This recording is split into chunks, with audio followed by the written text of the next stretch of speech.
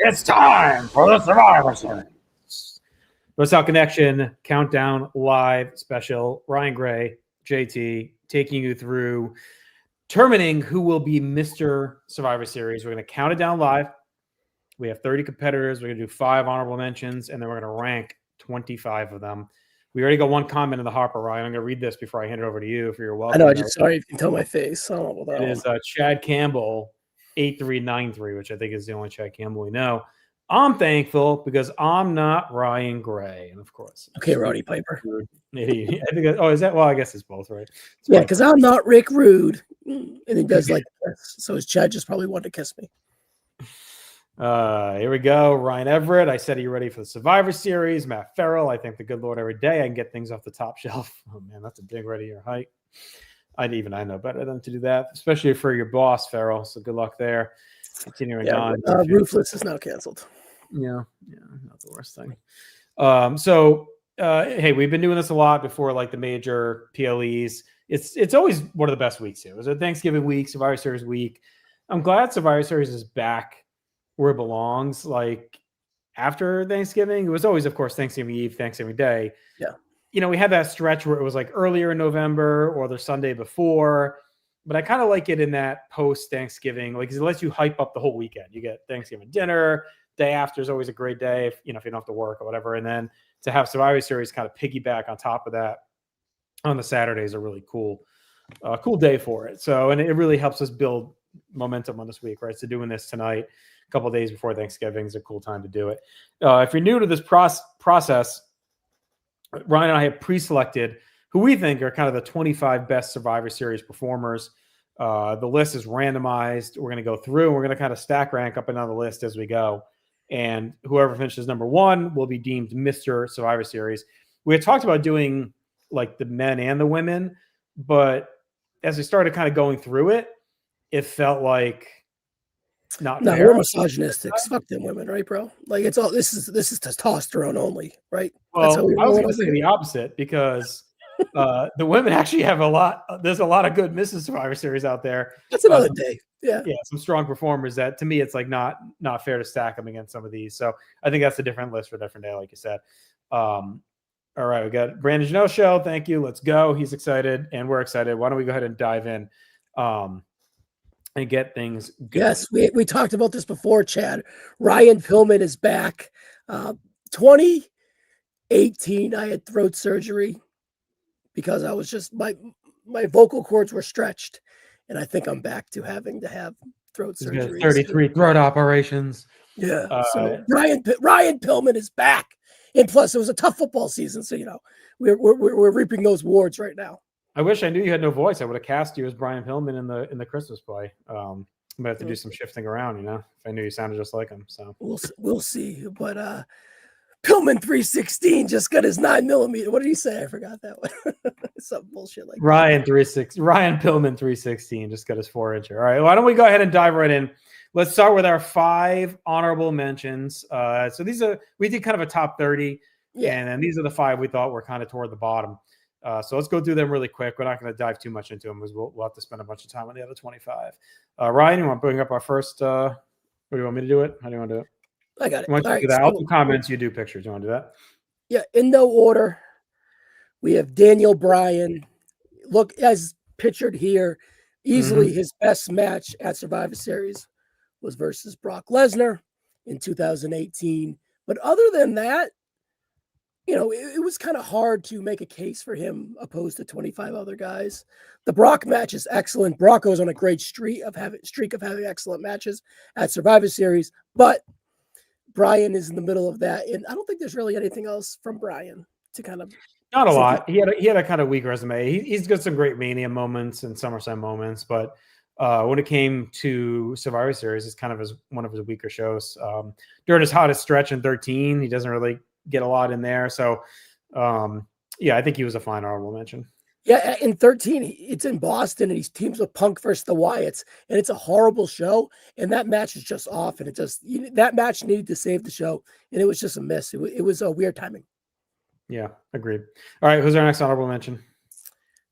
Sheamus. Again, similar to Bryan, just really one moment is 2015.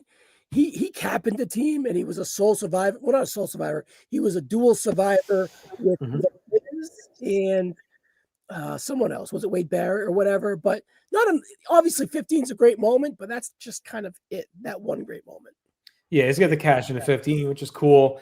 And he's kind of a consistent performer. He's in like a lot of Survivor Series matches during that stretch. He's got the match with Big Show, which is okay. So again, I think he's a good top 30 guy, but that's pretty much, he didn't have enough juice to get into that top 25. Yep, no doubt. And the third honorable mention here is Batista. A lot of stuff, but nothing that really jumps off the screen. Pictured here, the 2009 match where he had just turned heel the month before at bragging rights. So he has the blow off. Well, not the blow off, but the significant heel match versus the Ultimate Babyface and Ray. So it's not bad stuff. It's just kind of like, it's not very meaningful with Batista. Yeah, he's a guy that's put in position into some pretty big matches, but all of them end up being kind of whatever. Like, Yeah. 03, he's in that Bischoff Austin match. I think he's in there, right? But he's kind of new. 05, he's out early, right? 04, he's in the Evolution match against Team Jericho, Benoit, whatever. And then Chad notes this where his headed next. 06, the Booker match is not good at all when he's coming off the injury. 07 is his highlight with Taker, and then the right. But then Edge kind of steals the scene by doing the ring. Yeah, so it's he's got a lot of hacks at it, but nothing really pops off the page. So I think he was fine again as an honorable mention. No doubt. All right, the second to last honorable mention is the Big Boss Man here, going after Dusty Rhodes' throat in this promo post match. But Big Boss Man, probably that promo is a great promo. But why would you're the one that suggested Bossman for the list anyway, so I'm going to kind of throw this one. He's got a sneaky good resume. Like 88, he's in the biggest match on the card with Mega Powers and the Twin Towers. Yeah. So he made events at 89. He's the last man out in the Rhodes in the opener, which is a good opener. And that promo is amazing. We just gave you the worst beating of your big fat life. Just a great promo. 90, he's like, he's like Hogan's right-hand man in that match with the Natural Disasters. 91, he made events again. I know that match ends up being kind of janky, like but third match that he drops, right? Yeah. Yeah, it's him and LOD against IRS and Natural Disasters. And then 92, like he's got the nice sick match with Nails. He's kind of the Attitude Era. He's a part of the Deadly Games. Yeah. He's in the one of the best pay-per-views of all time. He's a big part of the tournament. 99, he gets murked by Big Show. Like we'll talk about that moment later. Like that's fun. So he's got like a sneaky little resume. And the nice sick match like sucks, but like it's pretty hard hitting and the storyline's okay. So it's kind of a big draw on that show. So I don't know. I think he's maybe one of the closest honorable mentions. Like I think he could have snuck in the back end and been okay with some of the stuff he has. Yeah, I think there's someone else from that era that we wanted to kind of sneak in that was a little bit more significant and impactful. But shout out to the Boss Man. I'm glad he made the list. Mm-hmm. And the last honorable mention here is Dean Ambrose. Again, unbelievable moment debuting with the Shield. And I believe we had that in the top 3, maybe even second last year when we did overall moments. And then he has the 15 match, the final, the Kevin Owens semifinals and the finals with Reigns. Really good night for Ambrose. But other than that, 16, he's out early. 17, he's kind of whatever. And then he does weird Wyatt stuff in between. It's just those 2 jump up moments. And we're going to be talking about it with the other 2 guys that are more significant. Yeah, he's kind of similar like Brian on this list. Like he's kind of got that 1 or 2 spots. I mean, the debut is obviously one of the most important moments in like company history, so that's got to carry some weight. In 13, he's kind of forgettable too. Isn't he out quick in the Shield? Matt, the one we'll talk about later with Roman, but I think Ambrose has kind of a soft showing in that match. So yeah, I'd say he's one of probably the weaker of the honorable mentions. You could probably, if you like, look at our list, you could probably come up with a couple guys that would even knock him out of the honorable mentions, I would say, most likely. I think he definitely deserves a shout because of that moment debuting, right? Yeah, that moment's massive. Yeah, and he's a big. And when they debuted, he was the most recognizable, really doing that stuff with Foley. And of course, you had Tyler Black, who was Seth Rollins. So it was him or either one of those 2. But I think Ambrose was like a little bit better with it, with the mannerisms and stuff like that. So, it's whatever. He feels like the leader in the early days for sure of the Shield. Like he's positioned. Like Rollins doesn't really become the guy until later. And Reigns takes the longest to really catch on. So I think Ambrose, to me, right away, feels like he's the straw that stirs the drink. All right, so those are your honorable mentions, and now we're going to get into our top 25. We're going to rank them as we go, Yes. and we'll talk through them. So let's go ahead and bring up our first one. That is Kurt Angle, Justin. Mm-hmm. To go, actually, hey, you're gonna have to. By the way, you're gonna have to take the pictures. So go ahead. All right, I got you. Yes, Kurt Angle is our first one. So what we did here, Justin, is we picked 3 significant years from the Survivor Series for the said person. And for Kurt, we picked 99, the debut, 2000, he's in the Final Four with the Alliance versus the WWF. And then in 2007, 2001, excuse me. And then 2017, like he's in the final back half, but we just wanted to give him a shout because it's like the last time he had like a decent moment in the WWF. He just had that match with the Shield and whatnot. And his debut is like kind of forgettable. He fights Sean Stasiak. Like it's not much to it, but it's still like it continues that trend and that lineage of like future stars debut a Survivor Series. Like, right, there's a handful of them that have done it over time. We'll talk about a lot of them here tonight. So that's cool, right? And then, we didn't mention 2000 in that top 3, but that's a fun one too. The match kind of sucks with Undertaker, but you get that really cool moment where his brother Eric pretends he's him and Taker thinks he beat him and then Angle wins. 01, he's like one of the key components of the Alliance match. And even 02, 03, I mean, yeah, he's got his own team. 04, he's got his own team. 05, the match is whatever with Cena, but he's got a good little resume. My guess is he'll settle toward the back end of the teens. Yeah, probably. For sure. Yeah, maybe even the top 20. He's kind of missing that like classic match, unless you count the Alliance match. But there's so many big guys. Like we're going to talk about that match a lot tonight. He is a big part of it, but beyond that, he doesn't have like another like kind of classic match to get him up the list.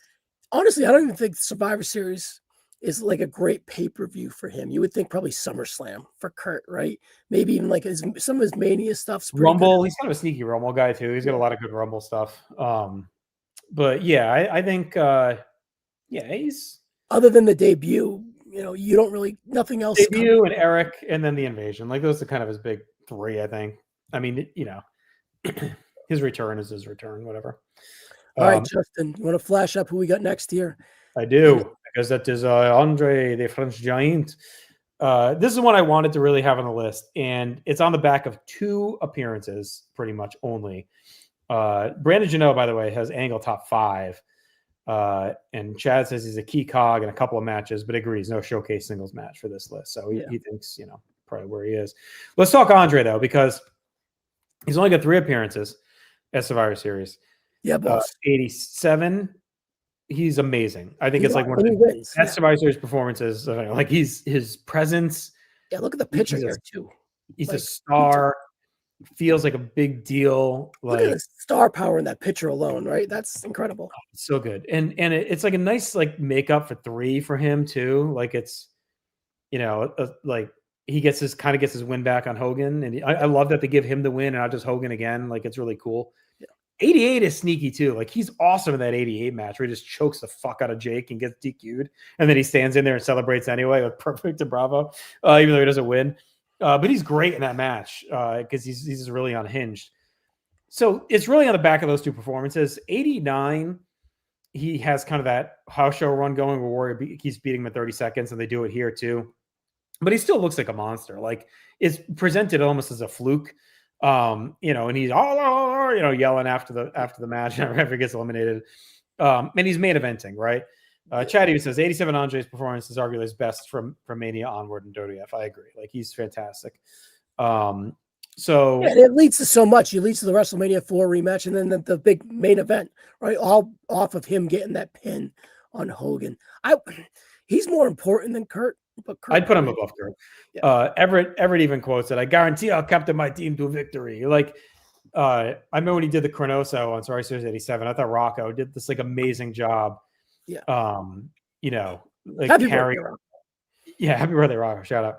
I thought he did an amazing, fantastic job with the pre-match promos for that main event, and he really captures the essence of Andre and his band of crazies. So I'm okay putting Andre above him.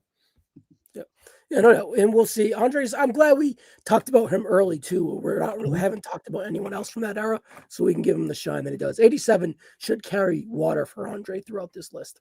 All right, Justin, who do we got up here next? All right. We're going to kind of stay in the old school, and we're going to go to Razor Ramon, the bad guy. So this is a guy, we had him kind of on the edge of the honorable mention 25 level, but he just has some decent stuff. So 92, he's got the big kind of debut match with him and Flair against Perfect and Savage, which is, it's a pretty good match, and it really sets him up as like memorable. It's main event level guy. It springboards him to the Rumble to get that title match.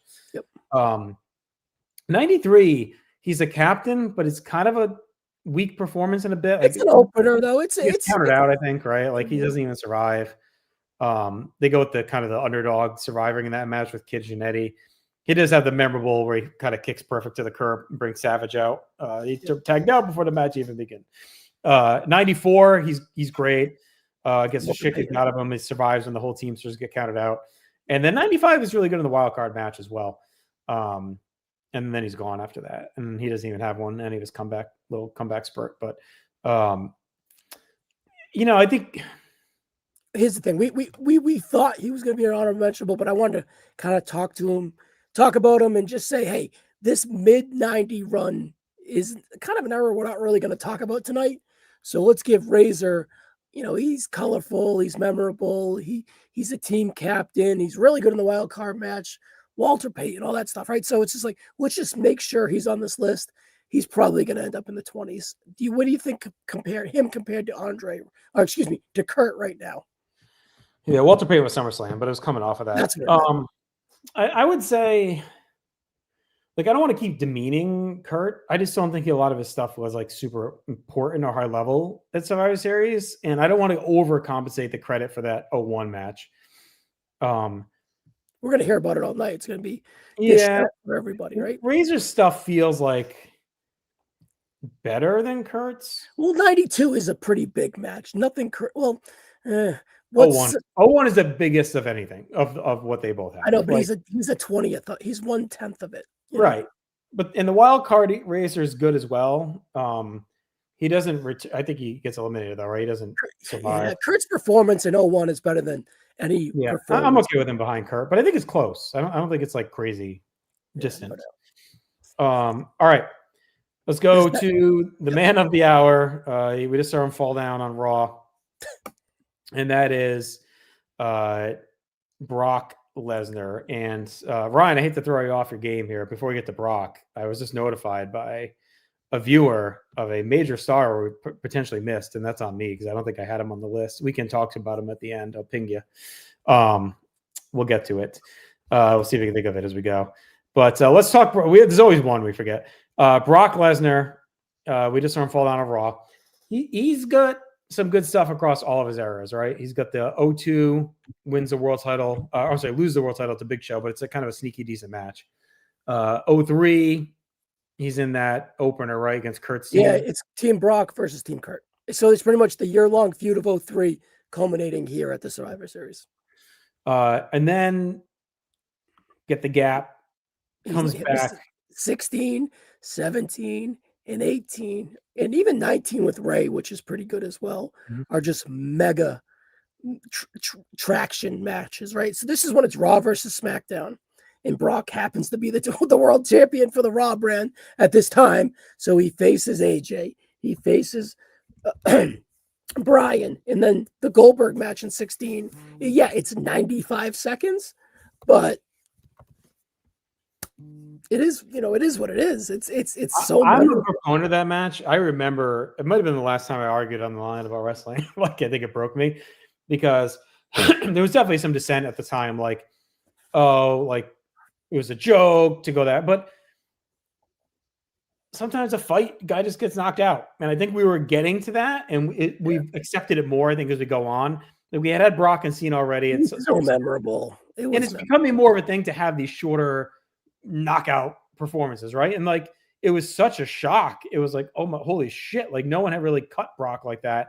So for Goldberg to kill him, and it sets up a great WrestleMania rematch. Like, I love that match at WrestleMania. Which is 4 minutes and 45 seconds. But it's excellent. It's fantastic. I think one of the best under 5-minute matches ever.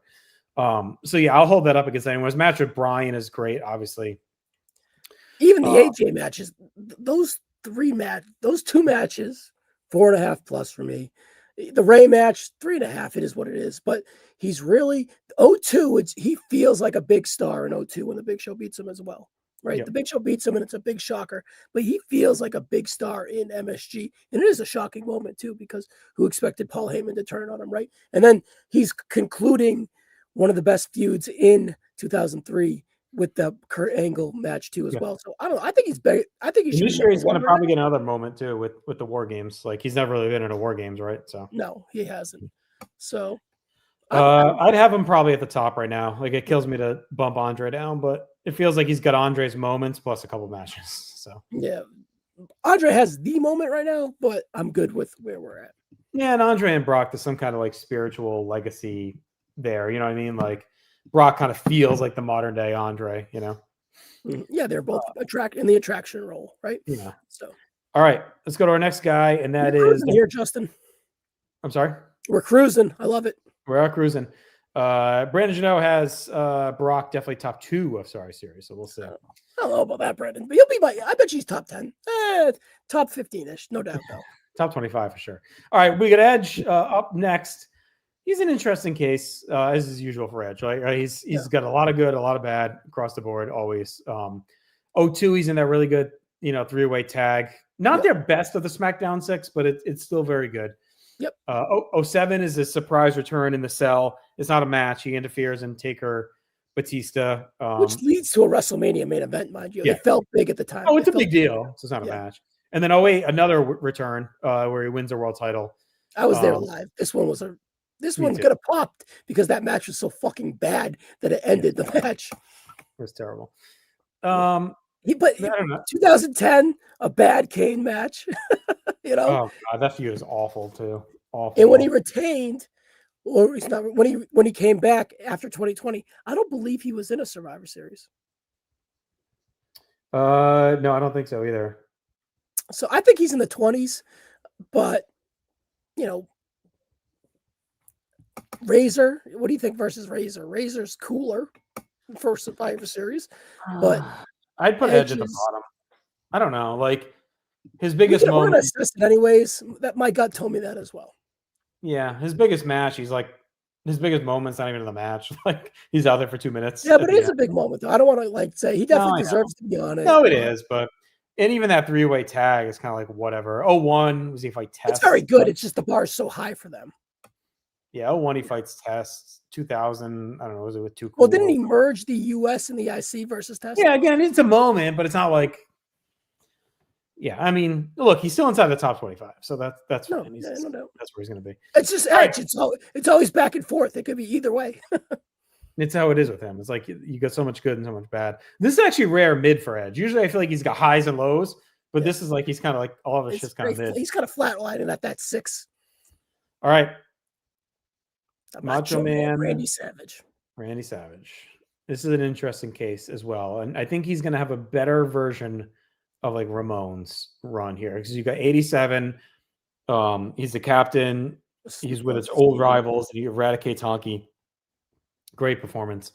88 is obviously in the main event. Big deal. Mega Power Twin Towers. But he's kind of like he's handcuffed for a lot of that match. Like he's not super involved, but like he's still a big part of it with his mannerisms at ringside and he's playing it up, And you get the moment at the end where he kind of notices Hogan looking at Liz or whatever.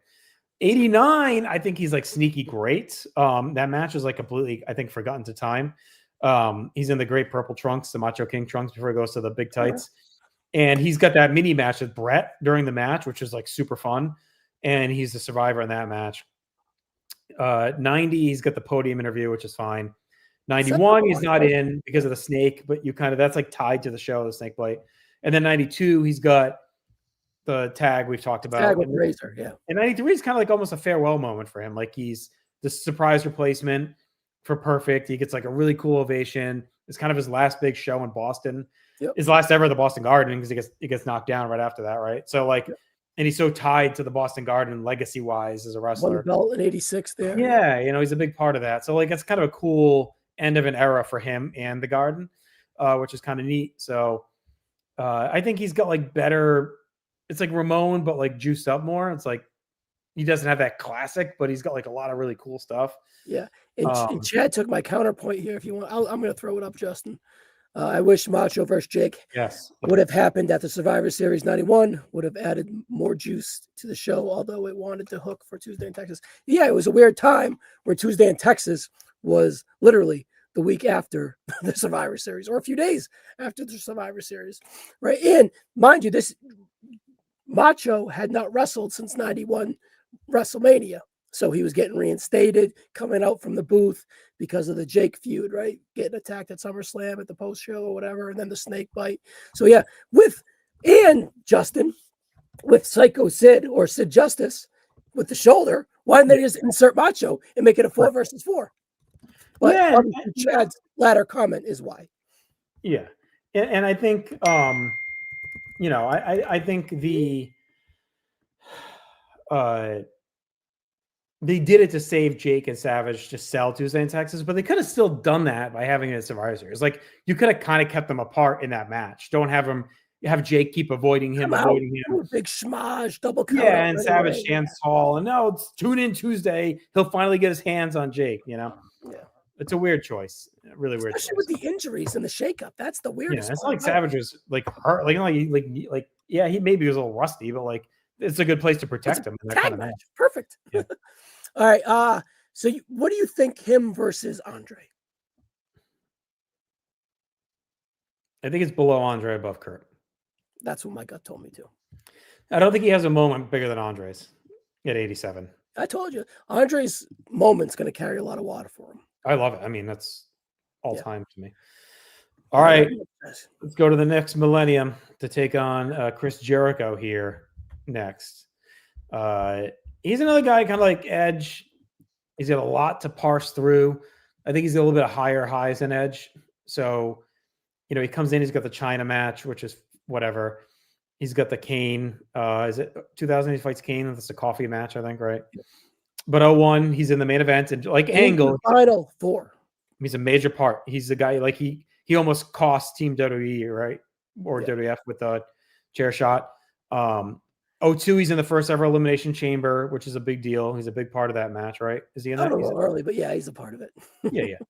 And then 08 versus Jericho versus Cena in Boston for the main event. I don't want to just count. Is 03's in the Austin Bischoff match, right? Yeah, and he's a part of the build with it too at Christian. Yeah, right? and 04 he's in the Raw like power match, which is a big deal too on that show. Right, for the power control of Raw, whatever. And then 08 he's got the Cena match, which is kind of a whatever. It is a world title match, and then that's kind of it, right? Well, he's a part. He fights the Big Show and the Undertaker in the 3-way. Remember at 09 when they have DX versus Cena. Yeah. Like kind of, it's not a double main event, but it's kind of billed as a double main event because they're both triple threat for the world title. So it's a little disappointing, but Undertaker and Big Show with Jericho, it's a weird mix. And then you have 16 here. Yeah, what's he doing 16? And 16 is that's that big Raw versus SmackDown. This is the first year where it's back, Raw versus SmackDown, and he's a big part of it as well on Team Raw. He gets eliminated somewhat towards the end, but in the middling. Jericho, I just want to put it in because he's so good in the build with you just made the list and all that stuff with KO. So he had some star power to the Raw side for sure. Chad's got some good points. I mean, yeah, he's great at 03. He created the chamber concept, and then he likes that 09 match. To me, he feels like a better version of Angle. Like he's got that same 01 match, and then he's got other stuff more.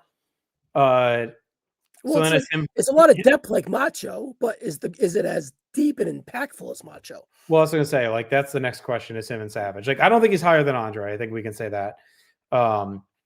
I mean, I like Savage's stuff better, but that's just obviously because I just like that era. And I think Savage brings that star power and presence, but Jericho's got more. The hook to me is 08. The Cena match is just pretty good. It's 3.25, if that. I'm being generous. I think that's a big miss for him because he's great in 08. Yeah. And that feels like a real miss. Also, that China match, I think the next month is better, right? Armageddon. I think I feel like the second one's better than the Rumble first. Good with Holly too, right? So it's just like, yeah, I would have him below Savage. I'm good with that. I'm good with that as well. All right, Justin. 1, 2, 3, 4, 5, 6, 7 guys down. All right. Well, let's get to Mr. One of a Kind himself. And that is another guy from that O2 chamber, Mr. Rob Van Dam. 0-1 again in the main events. Not as big of a player as the other guys by that point. They had kind of dulled him a little, sadly. He doesn't last as long as you would His hope. aura's off a little bit at that point on what he could be, right? Yeah, No Mercy kind of pushes him back a step. He's in the chamber, but he almost ruins the match by nearly murdering Triple H. He's broke his it's me. He broke my RVD broke my larynx too. I was just reading a note about all the injuries Triple H got from that match. That was a bad one, and then it really kind of screws him for a bit. And then 03, he's in the Bischoff Raw match, right? Which is, obviously great. Yeah, he's on the Austin side of things, right? Yeah. 04, I think he's in that. Is it tag? Is he in a tag in 04 before he gets hurt? I don't really recall. 05, he's hurt. Yeah, I don't know if he's back. In 04, he might be hurt to begin with. 06, I don't even think he's on it. If not, he's on something low card. Yeah. And then he might be on something in 13, like 13 or 12, 13, 14, where he's back a little bit, maybe. Yeah, I think he might pop in there. The early aughts here is carrying the weight for him for sure. And we kind of harp on it where, yeah, he has these jump up moments, but he's like a cog in them. And he's always just like, 01, yeah, he's good, but he's not as good as he was in 01.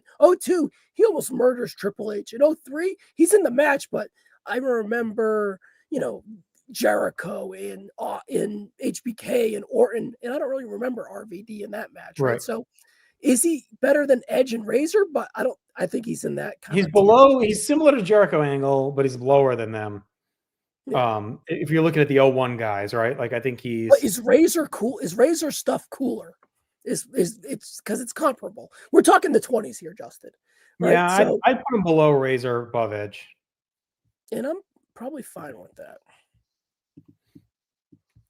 I have a feeling, Justin, we're going to be changing Edge's name at the very end and playing. Yeah, I think he's getting booted for the guy we forgot for sure.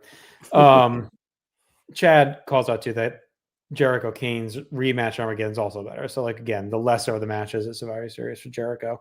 It could be that where it's it's a big pay-per-view. They're trying to get more in, and then the next month they kind of do those guys a service and let them go off, right? So, and I love RVD. He's like one of my all-time favorites, but like you do have to dock him for 02. Like he almost completely derails that entire match, and like for no reason. Like he didn't have to do what he did. Like it was kind of a stupid spot to try because he's so crammed on the top of that little pod to try that move. It was like one of the few times I kind of looked at it like, okay, that was kind of stupid already.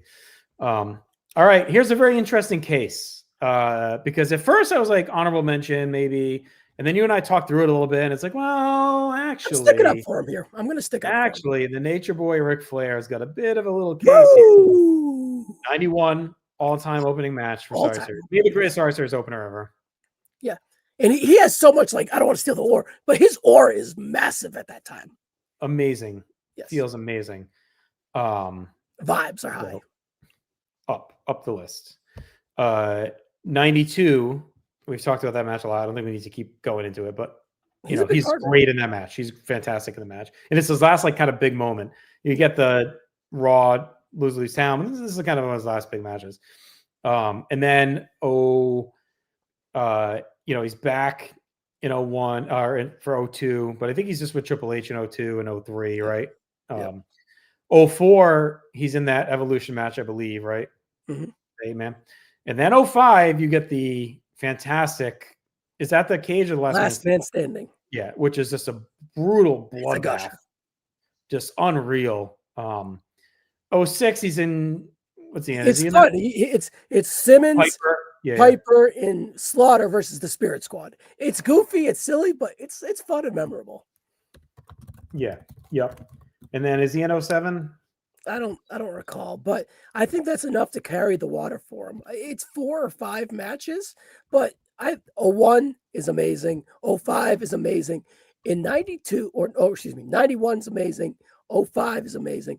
And then 92 is just so goddamn memorable. And he is the linchpin of it. And Man, I don't know, man. I think he's gonna make good case here. I think he's higher than Razor, and I would make I'd a have him case. above Jericho, I think. Yeah, I was gonna make the case. I know I'm not gonna get him above Macho, even though I think in '91 he's cooler than Macho Man ever was in the Survivor Series. Look, I'm not against it because And name a better match than 05 for Macho? no, you're preemptively thinking you're gonna combat me on it, but I'm not. We haven't combated yet, Justin. So I'm just trying to. No, I'm thinking I'm agreeing with you. I might have him higher than Savage. Like, I think he's got the better match. 91's an awesome moment. He's good in 04. So I'm not ready to put him above Andre. Yeah, but all right, I cool. like him there. I think he's a sneaky riser. Like, I definitely had as an honorable mention in my mind when I first did the list. Okay. All right. This one's gonna be heavy, I think. Ooh, right? The big dog, the tribal chief. I acknowledge Roman Reigns. All right, why don't you take this one? Why don't you run that? You know more of the modern day Reigns. Right. So the 3 highlighted years we put here, we should be mentioning these highlighted years for the audio listeners, by the way, Justin. 2012, he debuts, obviously. We had it number 2 or 3 last year on Moments.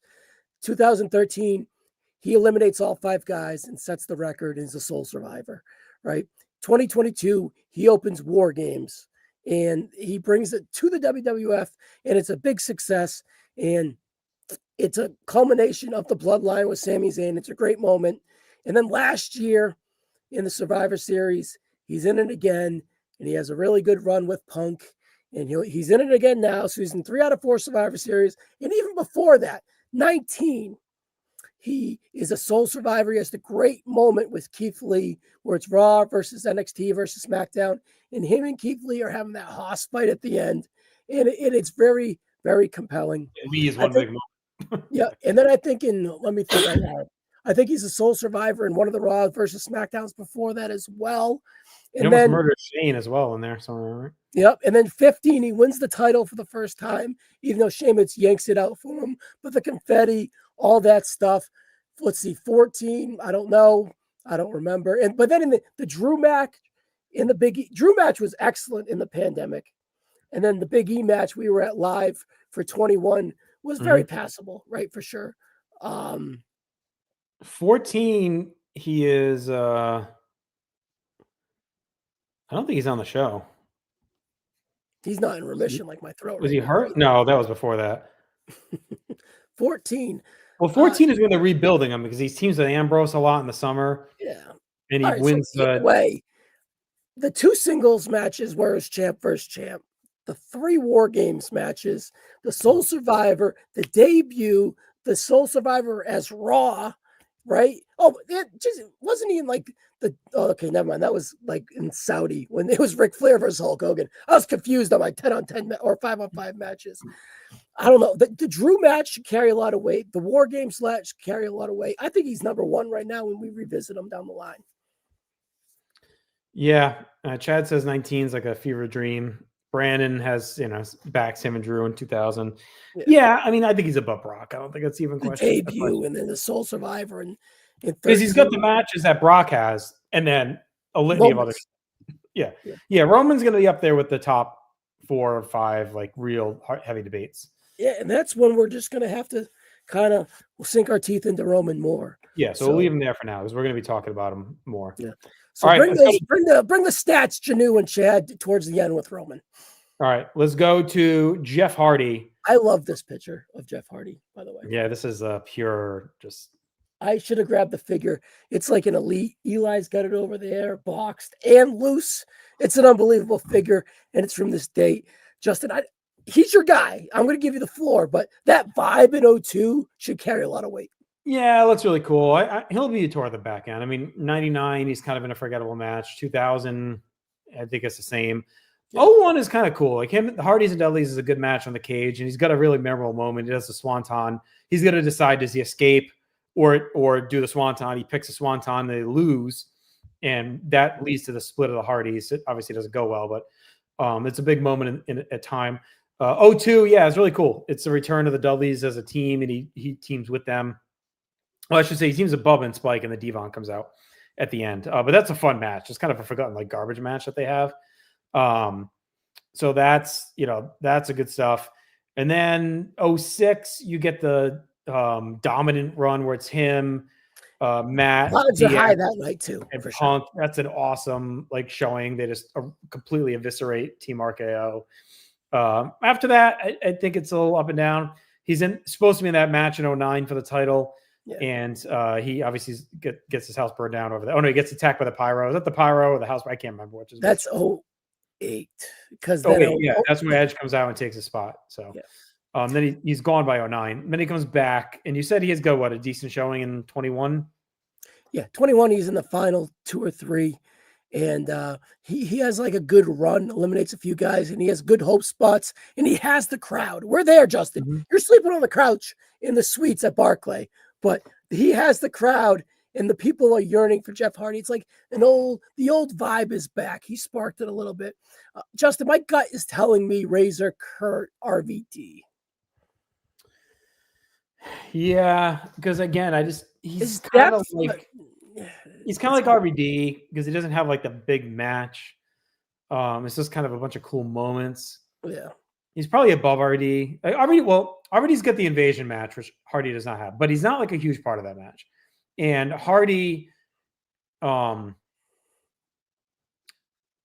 really like the opener at 02 with the Dudleys versus 3-minute warning. I think it's a good match. Yeah, I'd put him below Razor probably.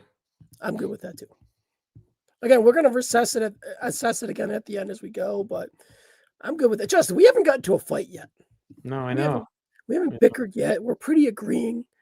We'll see if it changes. Hardy Boys and Dudleys versus Right to Censor was pretty good too. You can't see the argument yet, but maybe it's coming. And that goes in line with our next guy right here. Of course, is a big time for him, John Cena.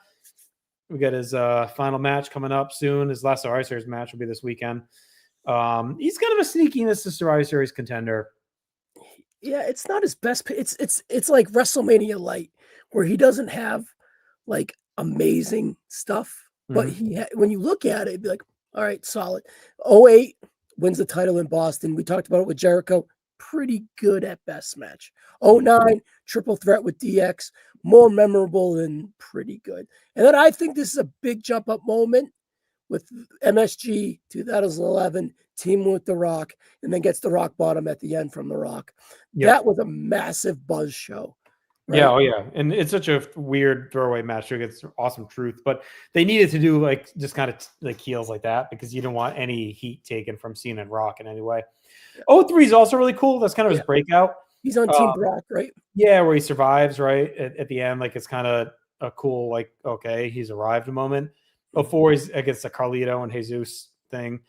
The Angle match 05 is whatever. 06, he's in a cool Survivor match, isn't he? With like Sabu and Finley, like kind Team of a weird Cena versus Team Umaga. Yeah, it's kind of him and Lashley sole survivors. It's 3 stars. Yeah, that's kind of neat. 07, he's hurt. Yeah, he's out for 07. Well, in 10, it's got he's off at 10, right? Because no, it's Randy the ref. Orton. Oh, that's a disaster. Randy Orton versus Wade Barrett, and he's the ref. Yeah, that sucks. 12, I don't know what he's doing. I don't think he's in 13. He's not really on. I don't think he's a part of team in 14. He's a part of Ziggler's team. Right. But Cena he's eliminated in the middle. Cena defends against Del Rio at 13. It wasn't that great. Yeah. I think he's pretty. Here's the thing. 12, he fights Punk and Ryback. That's okay. I don't think he's better than Rock I don't think he's better than Brock Lesnar because Brock has the quality that Cena doesn't reach at the Survivor Series. Right. Does he have a moment that matches Andre the Giant? Or a performance, right? But even though he has the depth that Andre doesn't have. So that's where it's like you got to kind of wait. He feels like Jericho. I think I'd put him above Jericho. Because he doesn't have a match. He's better than Jericho. Yeah, he's above Jericho. But he feels like he's in that Savage Jericho stretch. I just think he's got more bad than Savage. Savage doesn't have the bad. He feels like a better version of Jericho. Because he doesn't have that epic match. He's just got some good stuff. He's got the big moment. Like Jericho's kind of got a big moment. I think once we get more guys in here and funnel Yeah. the round, we'll probably get a better feel for where Cena kind of lays. I think he'll be like a linchpin for either guys. Well, up next, it's all about the game, Ryan, And because how we're you going to talk play him. Triple H. We talk about a guy like Edge, who's like a compiler. Triple H is like that too. He's got a million fucking moments. A lot of good, a lot of bad. All right, so let's kind of talk through it. We got 96 is his, 95, he gets killed by the Undertaker. 96, he's in in the that Rocky build-up. match, doesn't do Yeah. much. 97, I don't think he wrestles, right? He just is out there with Sean. No, he's got the knee. He's got the knee, right? So he accompanies Sean at the end. Yeah. 98, he's not in the tournament because he's hurt as well. He's out. Yep. 99, he's part of that fiasco in the main event. The match is not very good. It's a cool moment for Big Show, but it's not a very good match. 2000 is kind of a disaster with the car. Yep. Austin throwing him out of the car. 01, he's hurt. 02, he gets hurt. 03 sucks with Goldberg. I don't know why he's even 04 is like probably his first good match. He's got the 05 Flair match. He's got the DX moment in 06. We like the triple threat in 07. Yep. He sucks in 08. He's with Kozlov in that fucking disaster. 09, 09 he's got the triple threat. 07, he's hurt. 09, he's got the triple threat. And then it's kind of it, right? In 7, he does something. No, he's hurt. He's got the blown quad. Doesn't he come back in? No, he doesn't. Oh no, he's back. Yeah, he's facing. He fights Orton. No, not Orton. Sean fights Orton. Hardy. Oh, he's with Hardy. Him and Hardy survive. That's a good match, actually. Aren't him and Hardy like the sole survivors to set up their match?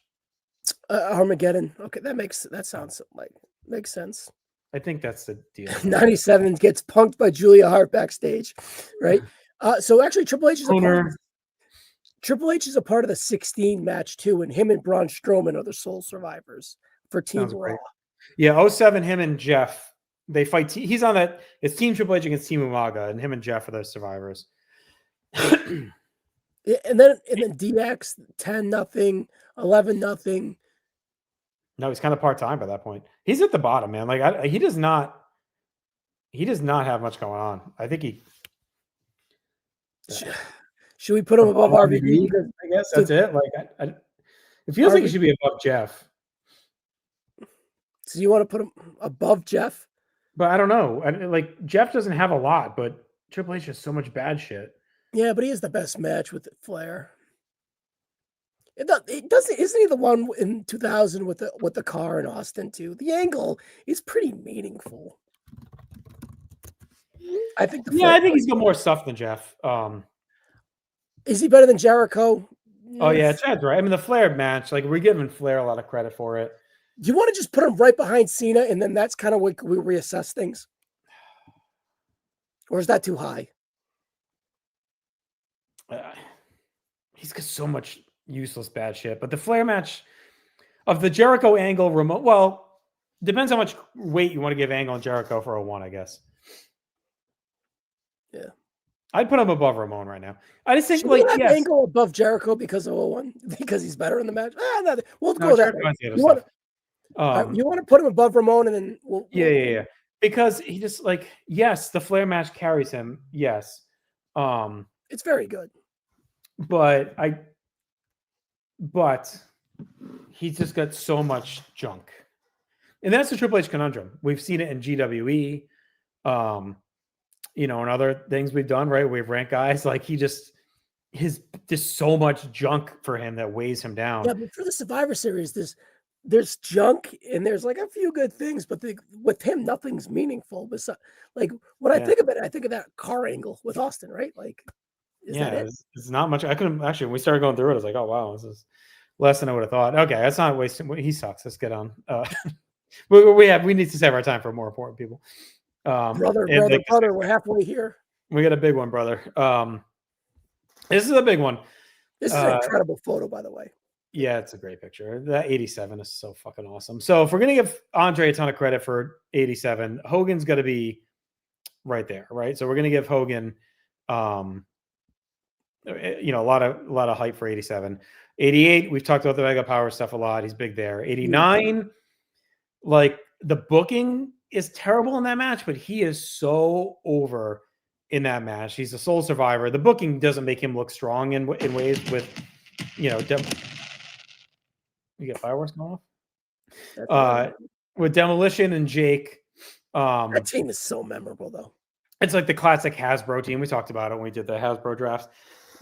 You know, it's an awesome moment, right? The match, they don't do him any help by having the powers of pain and Zeus gets cute and all that. But, you know, big moment. 90, again, he doesn't survive. Oh, no, he does, right? He survives 90. And he's got that great mini match with Barbarian at the end, which is cool. 91, he obviously loses to Undertaker.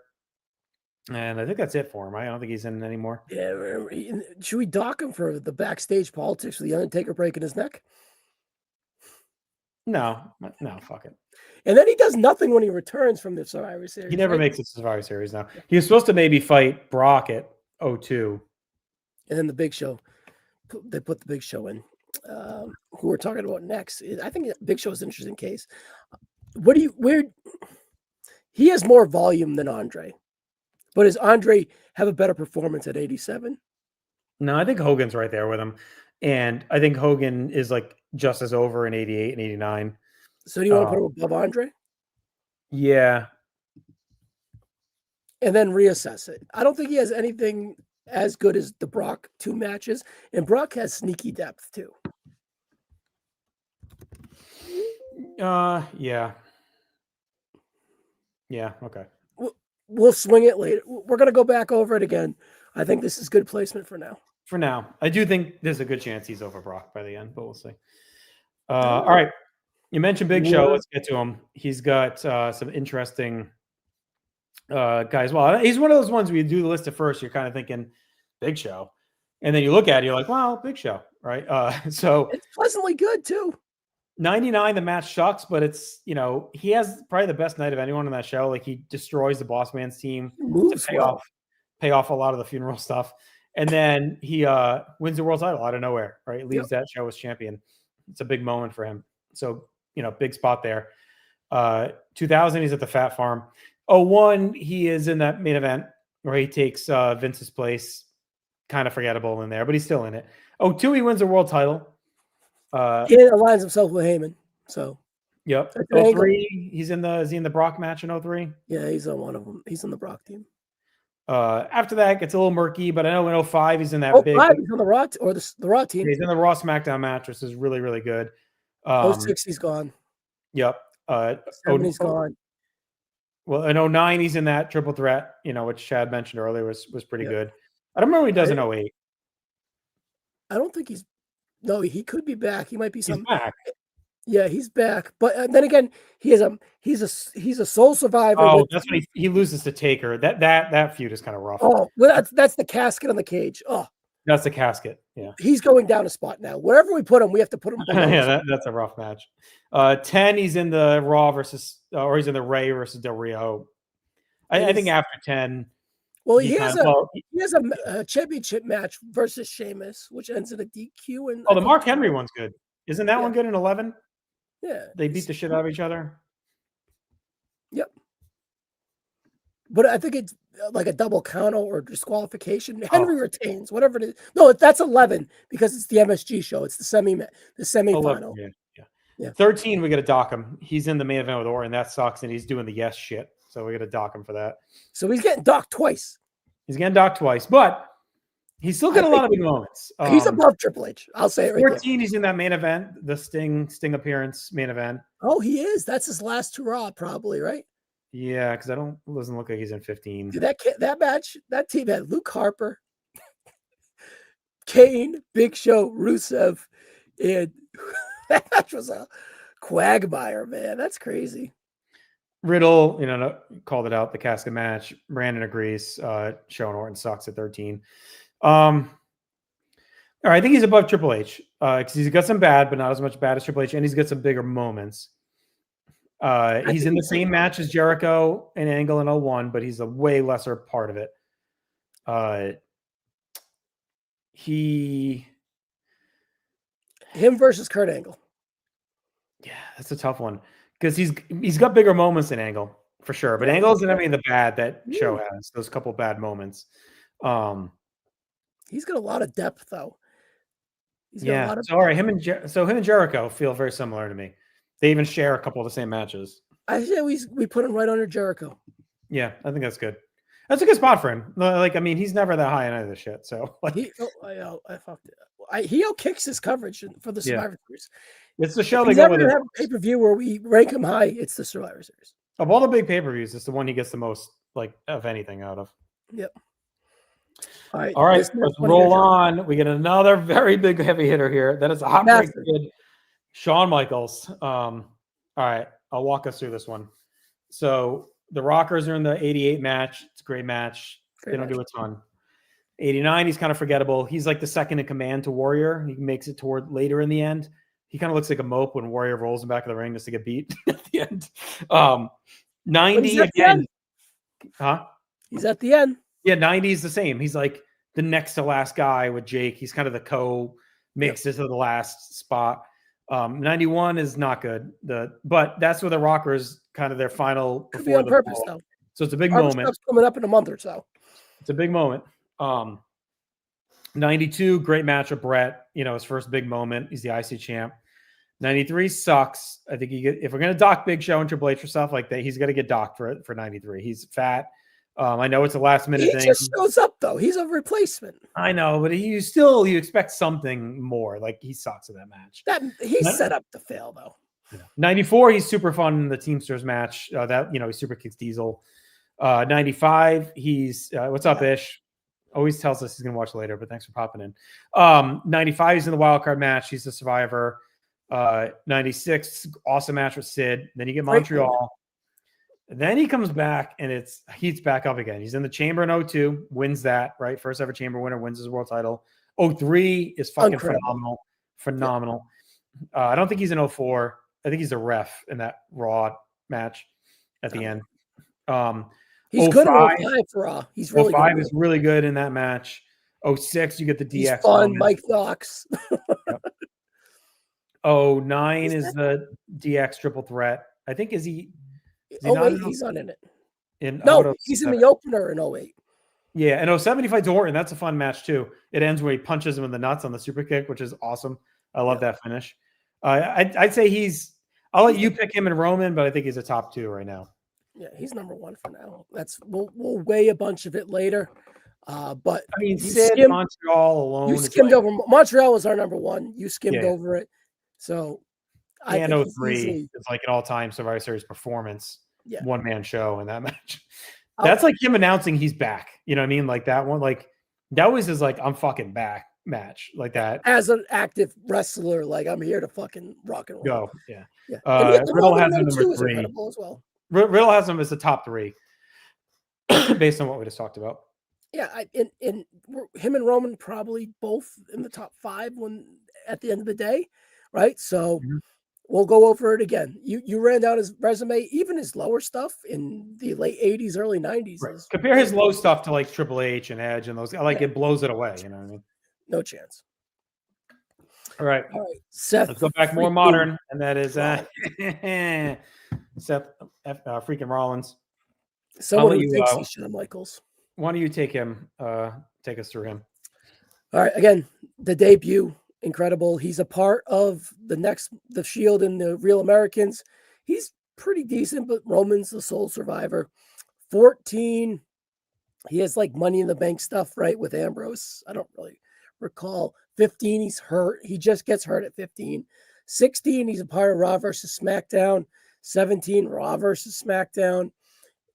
18 and 19, he's pretty good in the Raw versus SmackDown. He makes it to the final competitor for Raw.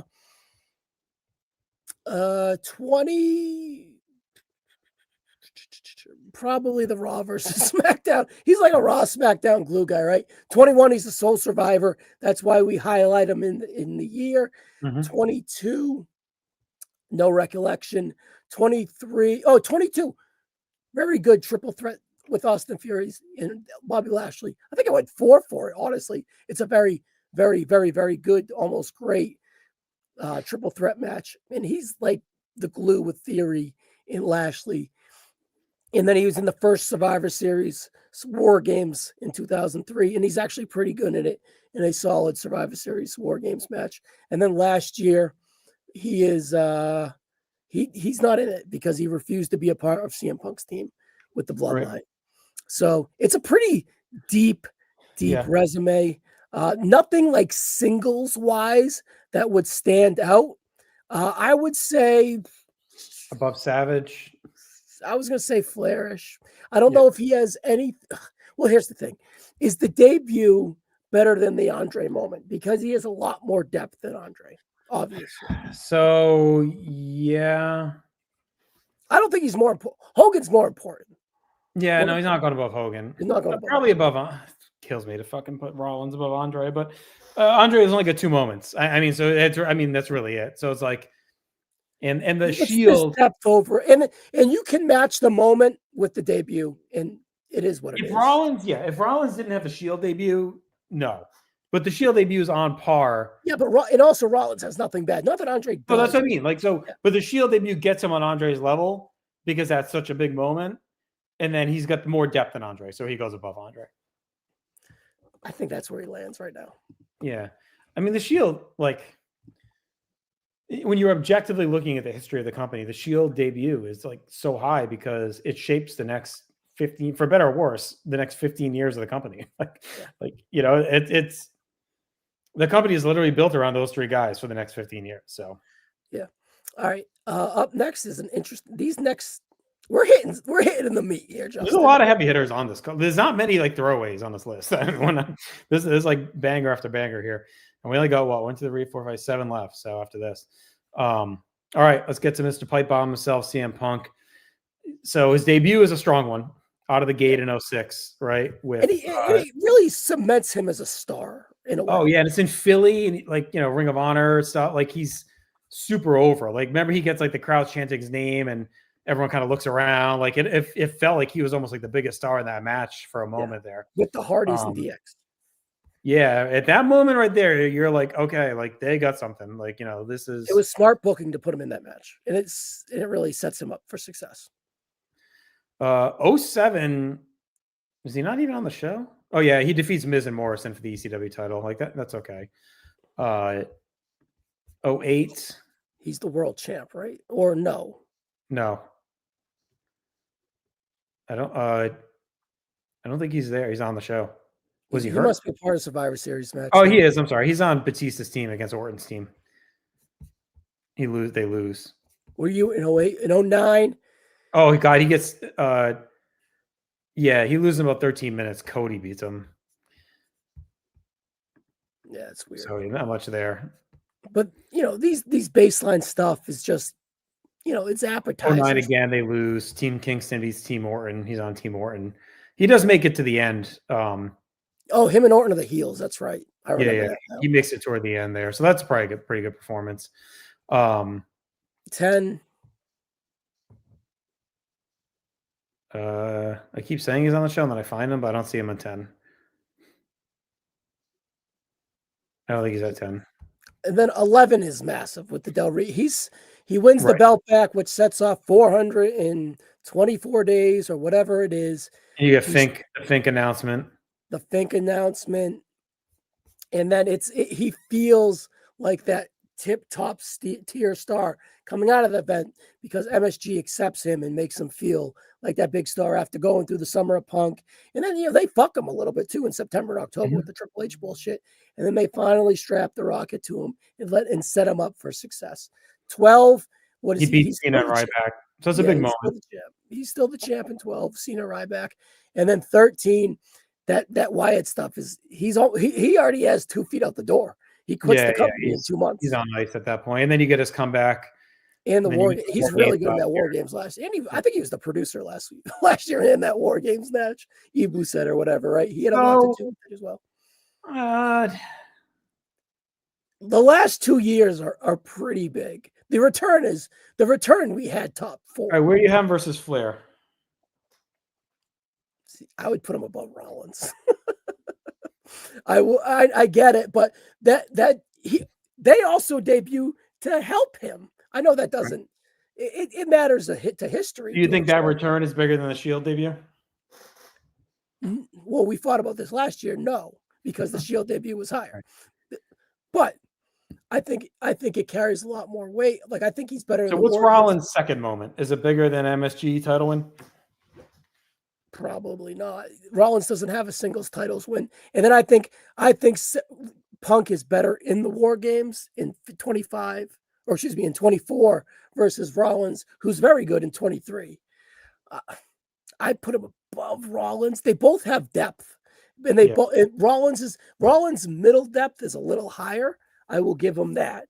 But and the debut, you're debuting three guys, but that this is what we fought about last year. The debut is historically more important, but the pop at Right. 23, Rollins has never felt or seen that pop ever. Well, and we're a year later now, because don't forget, a year ago, Punk had missed a lot of time.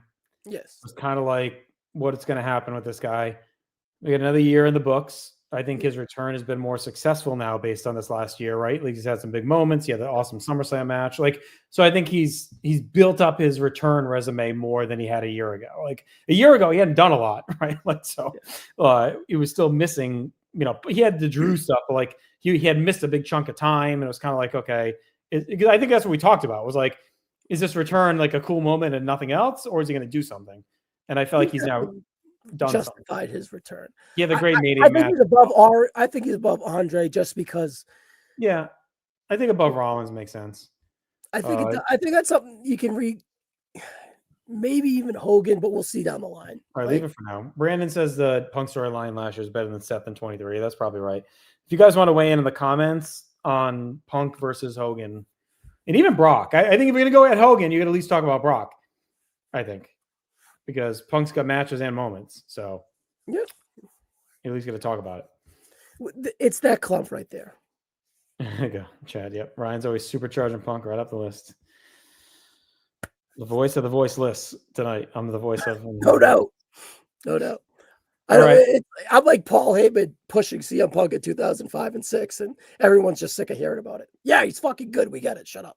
So I'm not gonna lie, Ryan. Huge. When we first agreed to do this topic, this is the guy that came to my mind as just the Survivor Series, like out of the gate. I don't know if it's gonna hold up that way. I don't think it will, but like, me too. 03 Soul Survivor, 04 Soul Survivor, 05 Soul Survivor. And they're all great. Well, 03 is a great match. The other two are very good matches. Yeah. 06, he gets punked out quick. 07, he's got the really good match with Shawn where he punches him in the nuts. That's such a good moment. I love that moment so much. What do we got in 08? He's a Soul Survivor with Bray Wyatt in 16 as well. Right. And he's a team captain legit 3 or 4 times.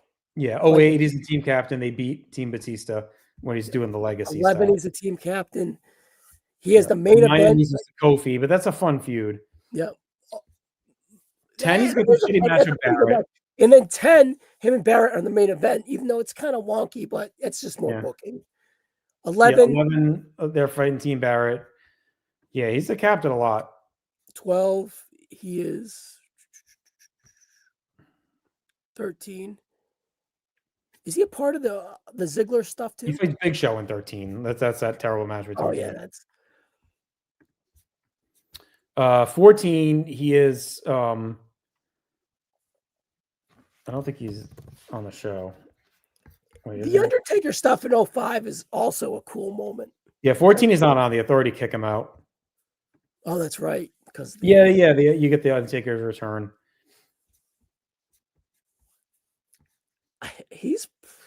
I think he's above Brock right now. And you get the cool return even in 23. That as well. That as well. Out before Punk. And does he do anything in 24 or he's off? I don't know. No, he doesn't do anything. And there's something in 21 as well. Oh, him and Riddle, not Steve Riddle, Matt Riddle. Remember Matt Riddle? Yeah, they beat the Usos. Pretty good match. Like not as good as we thought it would be, but pretty good match. Justin, I think he's probably above Brock because I think those performances are better than the Brock matches. they mean more in the trajectory of things for Randy Orton, even though Yeah. the two Brock matches are fucking Yeah, I awesome. think a Buck Brock makes sense. And then I think he's a good case to be assessed with Roman Reigns. Yeah. But I think Roman Reigns has a little bit more depth. Reigns just has bigger stuff. Like Orton's like a Mr. Survivor Series, but he's not like Mr. Survivor Series. Like Orton has very strong resume. He's always presented well. All those Soul Survivor moments like all add up. And he was even called like Mr. Survivor Series, I think, at one point when he kept surviving, like in 05 or 06. Like he was like, this guy's been the Soul Survivor through. Like they made it a storyline, you know. It was a great gimmick to kick off his career. All right. Here's another big one.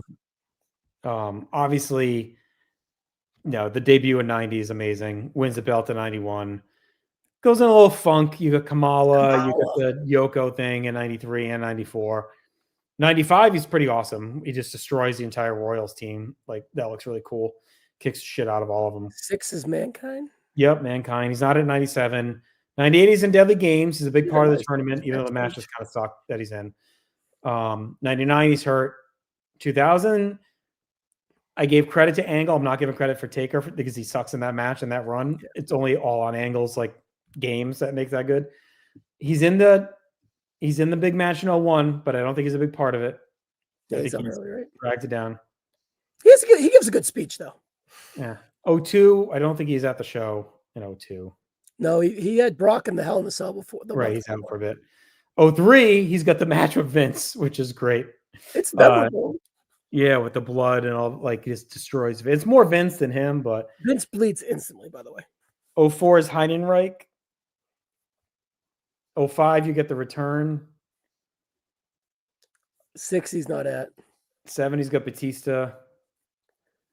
Yeah, 8 he has back at, or is that when he? Oh, 8 has Big Show. Oh God. 9's the triple threat with Big Show and Jericho. Yeah, which isn't bad. I don't think he does anything until it's the 25th anniversary, where it's the Wyatt family versus the Brothers of Destruction, and then in 20, you get the 20 years. I think the ceremony is pretty fucking cool. I'm not gonna lie. Yeah, it just hurts that it's in the Thunderdome. Yeah. But if you're ever gonna have like something like that, the Thunderdome is fine. The crowd's just gonna be quiet anyways. Riddle went where my mind's at. Dock him for those awful alligator pants he wears in 2000. Or those DDP pants, but those are the Godfather's pants because he forgot his gear. Awful. So he's like a better version of the compilers, right? Of Cena, Jericho, like he's better than them. Oh yeah. I think he's above Savage.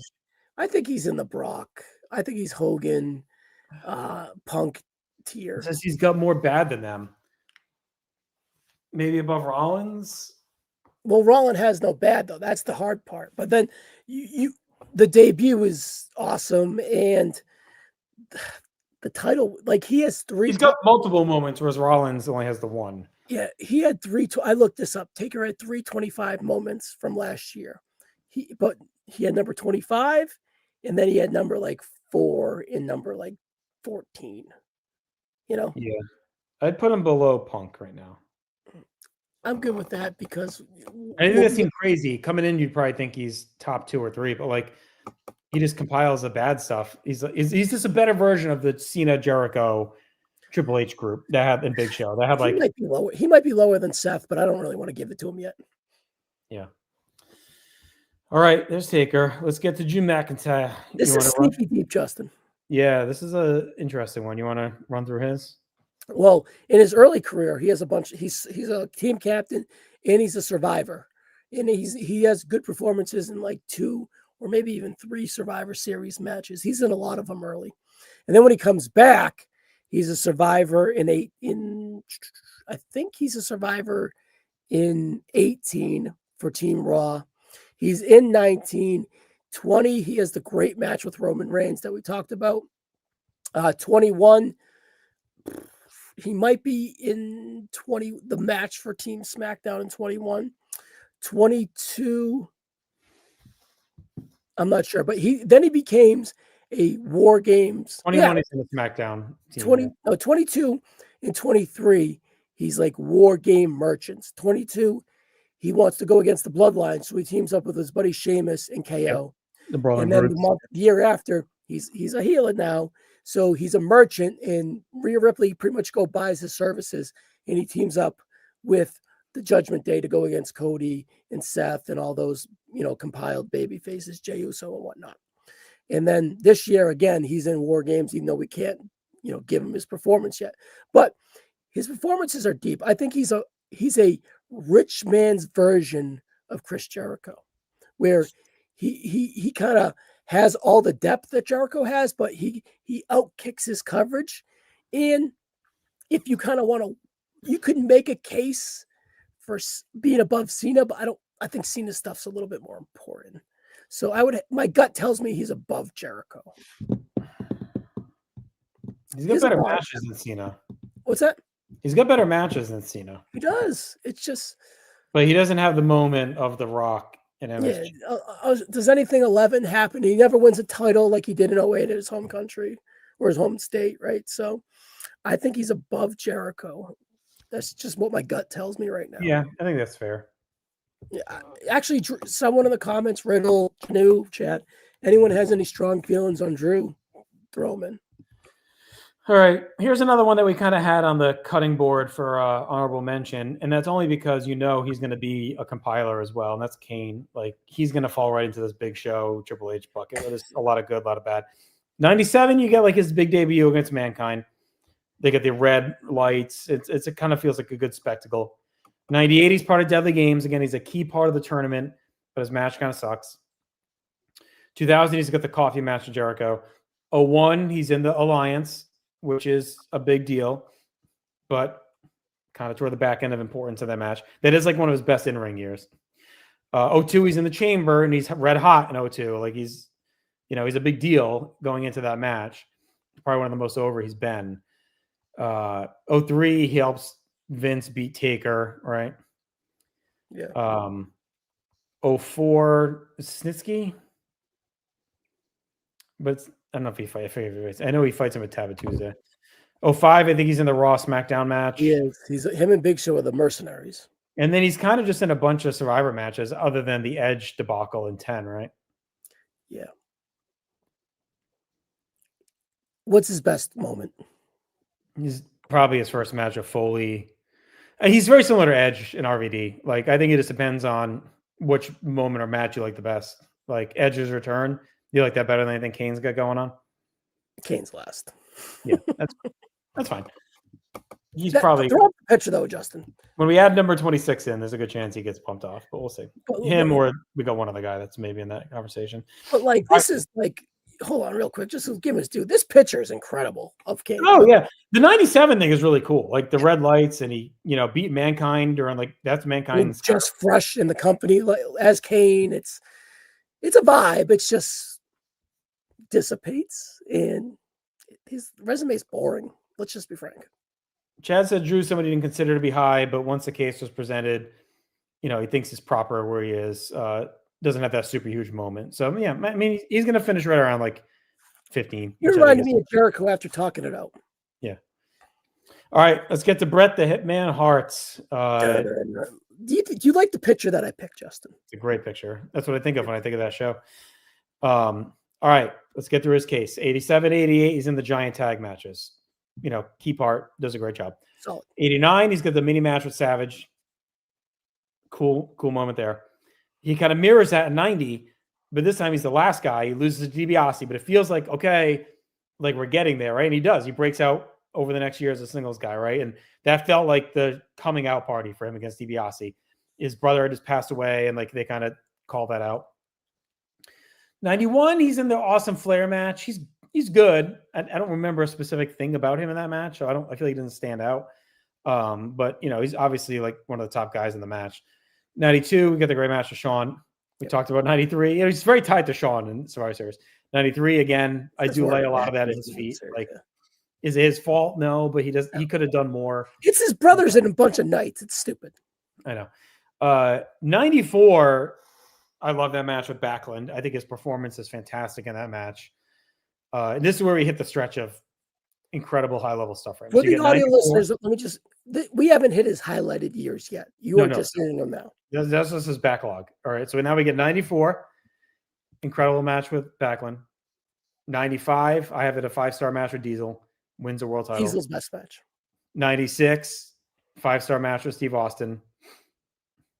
97. Montreal. And that was our number one moment last year. So he's got like 2 5-star matches, a 4-ish with Backlund, a 4-ish with Sean in 92. Survivor Series 92. An all-time moment. The Knights match sucked, but him and Owen are the best parts of that match because they have that shoving match. You're not knocking him for that, really. Yeah. No, well, he could have done more. But he does set up the biggest feud in 94 coming out of that match. He's really good in the tag stuff. He's got nothing bad besides that Knights match, but he salvages it at the end. He's probably number one right now. Yeah. I mean, we can weigh him and Sean resume-wise, but I think he's above Roman and he's above Orton. And they're tied together for Survivor Series. They got 3 big moments / matches combined. Yeah. You know, the Montreal match. Like I know the brawl. Well, that's a good match too. Yeah, it's a good match too. Yeah. It's a great brawl, but is that like out of his big highlighted matches? That's the worst one. It's more of a moment though. Yeah, but it's still good. Like it's not bad. You want me to just throw him one and then we'll put him one for now. We'll go him versus Sean to end it. Or we'll see. We got a couple more to go. All right, Dolph Ziggler. Let's quickly just talk about him. Here to show the world, Justin. Underrated resume. I think it's similar to Drew McIntyre. Yeah, Chad gave me shit for remembering him and not the guy we forgot. But whatever. You want to go through his rundown quick? Yeah, honestly, he kind of popped in my mind. You said Randy Orton popped in your mind. And then soon after that, Ziggler popped in mine. Soul Survivor in 12. A pretty good match with Morrison in 11. And I thought he had a great performance in a Soul Survivor in 2014, the Sting debut. And the Sting debut doesn't really outflank his performance remembrance-wise in a way as well. No, I tie them together in my mind. When I think of Sting's debut, I think of Dolph winning that match, you know? Yeah. Now, and he does have depth too as well. He's always in the Survivor Series matches. And you know he's a conduit of these matches too, similar to Rollins, similar to Brett early on in his career where you mentioned he's having these minis matches. Whenever he's in the Survivor Series, he's having these minis matches. I'd put him right under Drew and right near Jericho. All right. Yeah, I think that's fine. Like I think he's a better performer than Big Show. I think, and then I think he's in that next tier because I think that's 14. I think that's all you remember for Dolph. Riddle says. What's that? So Riddle says he only remembers 14. Well, it's still you still remember it. Yeah. Right. Well, is that higher than anything for Jericho? Like he doesn't have that 01 match Jericho has. And Jericho's a big part of 01. Whoa. 14 Ziggler versus 01 Jericho. I think that's similar. Yeah. I didn't suspect our first fight to be Jarrett. Oh, Spirit Squad as well. Thank you, Brandon. I don't know if that's a plus. Oh, I guess it is. He's fun in that match. It's memorable. All right, let's go. I'll put him under Jericho. Under Jericho. I think Jericho stuff means more because he's got the chamber too. I think 2 Survivor Series, Ziggler 14 means more than Jericho 01, even though the 01 match is better, right? Jericho's important in that match though, because he does the chair shot and then he has to come back and save. Like he almost cost the whole company. Ziggler is the culmination of the match. The Rock is the culmination. 01 is just bigger. Like it's like just comparing that era is so much less. It's more depressed than like the Attitude Era. So like to me, I'm going to raise anything that happens in that era up more. So yes, Dolph dominated during like a down time. You know, like sure, but yeah, you can admit it. He's a below him. I'm fine with it. Jericho's a bigger star. He has a world title match. Ziggler doesn't. All right, let's get the last guy on our list official, and then we got one more to do. And it's going to take a minute. So let's do it now, and that is The Rock. The jabroni beaten pie eating trailblazing Iber raisin. He's going to be up there. Obviously, we know that. So he makes his debut in 96. He's a Survivor. 97, he's in that match with Nation against LOD, Ahmed, and Shamrock, which is a fun match. Yep. 98, we know. Deadly Games. Number 2 or 3 on our list last year. Yes, one of the greatest pay-per-views ever, one of the greatest moments ever for Survivor Series. 99, he's in that main event. That's forgettable. 2000 has a great match with Rikishi. I love that match. Stand by that match. I think it's a hidden classic. They're great together in that match. 01, obviously, he's one of the biggest components of that match. And then you get 11 in MSG. I don't think he has anything after that, right? No, he doesn't. The whole thing on 11's built around his return to wrestling for the first time since 2003. And he has a good performance, too, against fucking R-Truth and The Miz, right? Yeah, and then you get the Rock Battle Royal, or whatever the fuck it is, in 21. The egg. Remember, we all were like certain that he was coming back that night. Yeah. If he came back that night, Rock 25th anniversary Battle Royal, and yeah, he's not even out, right? Yeah, Justin, if he came back that night, would you have woken from the couch? I may have gotten up. Okay, good to know. So he's an interesting case because he's got high moments and no bad, and he doesn't have much depth though. No. So he's below Brett and Sean. I think he's similar to Brock Lesnar gut reaction, but he's going to be above Orton. He's above. He's above Orton. He's just, the moments are too big. Like Deadly Games is massive. Like that's a big moment. Can we fucking talk about it before you fucking throw it there, motherfucker? Like we were working up to it, and then you just gotta rip off the Band-Aid and get us right there. We're there. Where else we got? This is the last guy. But between 11, well, we're talking about it to work our way up. He's in this tier. He's above Brock. So 01 and 80 or 98 puts him above Orton, in my opinion. Whoa, shit. Control Z. It's your best friend. Undo. He's above Orton 100,000%. So I don't know. You tell me with Reigns. Reigns has more depth. Hold on.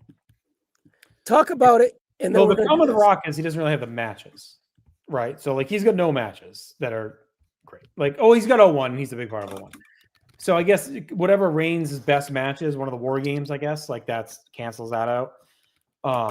Everything else is big. You're spoiling the surprise by putting it on screen right now. Anyone who's watching will see it. Rock, I don't know. We'll get back to it. Let's do Stone Cold first. Well, I was going to do a whole fucking big thing and say our big surprise guy that we forgot. All the need for moving Rock up one spot, and then you go and it's like go full Eric Bischoff on Nitro and to completely spoil the surprise. Yes, we forgot Steve Austin on the original list. Thank you, Chad Gamble. Let's get Kane down to the honorable mentions. That's fine. All right, Austin. We got the Brett match at 96, all-time classic. 97, it's a cool moment, but he's hurt. 98, obviously, with Rock, he's like in Foley, he's like a top 3 contender.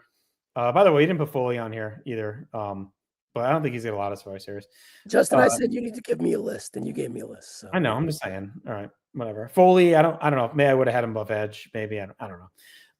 So Austin got 97s, whatever. 98 is a big part. 99 he's not there. 2000 kind of sucks, and then 01 he's like a big part of the alliance. I think he's below. All right, him and Rock is a good discussion because he's got the match that Rock doesn't have, but Rock's got more moments to me. They cancel out with 01, right? So Rock's got the debut. He's got the Deadly Game. So even if they cancel out the Deadly Games, so now you're talking the Brett match versus Rock's debut and 11. So what canceled each other out? Deadly Games canceled out, I think. 96? Rock gets more juice out of Deadly Games, but they're both really important to that show. Yeah. You don't have Rock sent without Austin getting screwed in Deadly Games. And then 01 cancels out. They're like the 2 top guys in 01. They do cancel out, but does The Rock get like a hair above it, winning? Even though maybe. He beats him, but I mean, whatever. Let's wash those 2 for now. So you get, and then let's say that 97 washes out because Rock is kind of forgettable in that match and you get the neck stuff. So like, let's cancel those. Rock wins 2000 because Rikishi is better than the Triple H match, I think. They really parallel each other, oddly. It's kind of cool. So that really leaves like Austin, Brett against Rock's debut, and then Rock gets the bonus 11 match. I think the tiebreaker is the conclusion of us not even thinking of him, right? And when we thought of The Rock for Survivor Series and we didn't really think of Austin, I think that carries a little weight too. Austin is carried, Chad notes, he's a big part of the 03 match as well. That's a very good point as well. It is Team Austin, and his There you go. performance outside, cheerleading Shawn Michaels, and Mhm. his team is excellent as well. Right? Do we It's equal close. that I out think with they're the back to back either way. I'd put him right below Orton. I mean, below Rock, above Orton, because Rock does have the Rikishi match. He's got the 11. The and the Brett whole match, angle of 99 is around him as well, right? it's around both of them, really. But yes, it's around him getting hit by the car, which you could argue is, well, now that you layer that in, I think that's actually bigger than Rock being in the match because the match sucks. Yeah, that's what I'm saying. Like the whole angle of who hit him is based around him. Well, it depends. What's bigger, him and Brett or 11? Well, 13, not to bring in WrestleMania, right? But the 13 match at WrestleMania 13 match kind of eclipses it a little bit in the Yeah, I can say that history about world. Rock in 12. The 12 match is bigger than him and Cena. No, but you're comparing the 96 match to which is the bigger Brett match becomes the bigger Brett match at WrestleMania. That's what I'm saying. The bigger Rock Cena match becomes a bigger Rock Cena match at WrestleMania. It's the same It's thing. more of a setup. It's a setup and a return Versus versus 96. It's Brett's return to in-ring action. No, but I'm saying the Rock's return. No, I know. It's probably bigger coming in, but is the 96 match bigger in conclusion? It's just a classic match, but yes, I mean, you could get to 13 without that match. I'll put it that way, I guess. I mean, but I do think it helps legitimize Austin. Like, Chad and I cover this on Warzone. Like, he's not the megastar you think right after King of the Ring. Like, it takes time to build him up, and that No, match, he's not even on SummerSlam. right? That match really gets him over the hump, I think. So it's pretty important to Austin's rise. Him talking the shit to Brett get him over the hump. Yeah. Because he was able to channel all that energy onto something, and then he showed out at the. I'm putting him above because I think he's better in 01 too. I think he's like way better than them. Not way better. I think he's better in that match. I know Rock wins, but I think Austin is like the linchpin of that whole feud. Yeah, but The Rock has a debut. Let me make the case for The Rock. The Rock has a debut. The Rock has a return, and The Rock has a culmination, like in a like a massive jump up moment of the Deadly Games. I think The Rock's bigger because of the debut, the return. I think it just means more to The Rock. Yeah. I think the Survivor Series means more to The Rock than the Survivor Series means to Austin. And mind you, we didn't even put him on the list. Yeah, I know. But that was just me rushing. But I feel if in our head, if we left the Rock off, I think The Rock would have jumped in our head to kind of put in. Yeah. All right. It's razor thin. I mean, it's like real close. Like, I think The Rock's pretty bigger. Because I do think Austin's better in 01. But you're right. The Deadly Games, Rock goes further. But Austin, you could argue like Austin does more on the show than Rock because Rock has that quick boss man as whatever. Like his matches aren't much, but McShane flipping off Austin in his face and then losing is like, you do get the weak chair shot. I guess that's like a down Briscoe or whatever hits him with the chair, which is terrible. All right. Is Reigns ahead of both of them? Can we just do a quick exercise before we kind of massage this list out? How about we take a quick look at, you like how I use that word massage? Let's take a quick look at the moments last year and see if that helps sway anything before we go. All right, pull them up. I'll also, all right. Then I want to get into Foley quick. All right. So last year we had number one moment in order from the top: Montreal Screwjob, Deadly Game Tournament, The Undertaker debut, The Shield debut, CM Punk return, Rocky Maivia debut at number 6, Sami Zayn and the Bloodline are victorious. 91, Undertaker defeats Hogan. 11 or number 9 is 2011. Yeah, I mean, based on this, you put Rock ahead of Austin. Yep. Yeah. Has the Rock or has Austin even popped up yet? Right. He's nowhere on, not to the 99 at the bottom. Oh no, you got Team Austin, Team Bischoff. But yep. So 87 Survivor Series is rounding us off at 10. Elimination Chamber, Evasion Ends, Gobbledygooker, Demolition, Austin Bischoff is number 15. Charlotte Ronda Brawl 16. Goldberg Brock 17. Sid Michaels, Sting debut / Dolph Ziggler. 95 is Brett and the table spot with Brett and Diesel. Raw SmackDown 2005. 94 Bob Backlund. 99 Austin ran over Big Show wins the title. 15 Sheamus cash-in. and then the farewell Undertaker round us off at 25. Those were our moments last year, our 25 moments. Real quick, would you have Foley in over Edge? So Foley's got 96. What's Foley's best 3 moments? He's got Taker at 96, the Kane match at 97. He's massive of Deadly Games. 99 isn't anything. Deadly Games is bigger than anything Edge did. So I think bump Edge down. And I would put Foley in and I'd put him above Razor. Yeah, above Razor. Yeah, above Triple H. I think he's bigger. You're good. Yeah. So Edge can go down to the. Yeah. All right. So looking at that moments list, depends on what you want to weigh that. I think Brett comes down if we're weighing moments. If we're gonna say best matches means more. Well, we're not weighing moments. I just want to remind you of it. No, I know. But if you're compiling that as part of it, Brett was barely on that list, right? I mean, Montreal's there, but Sean shares that. Sean's got more other moments. Reigns had like 3 up there. Rock would be above Austin. Reigns is similar to Brett where he has the matches. Yeah. And Sean too as well.